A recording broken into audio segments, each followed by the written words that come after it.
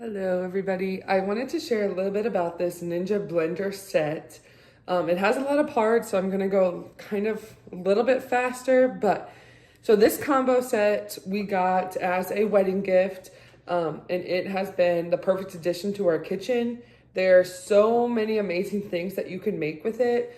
I still don't even feel like we use it to its full potential, and we're trying to use it a little bit more.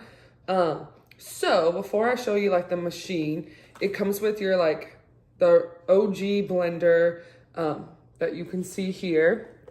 It comes with some smoothie cups. So they have the blender.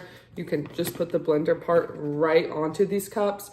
This is perfect for like, I will make smoothies before work and I can just take it on the go and just drink right out of here, which definitely is a time saver in the morning. And then here is this like food processor. This is great for like chopping vegetables, making salsa, cookie dough, all different types of things. Literally anything you want to make, one of these three things will work great. So then, if I show you a little bit about the machine here. So if I turn it on, it will, I don't have anything on right now, but it will have like an auto IQ button here. So it'll kind of read what you have on and kind of give you like a suggestion, I like to say.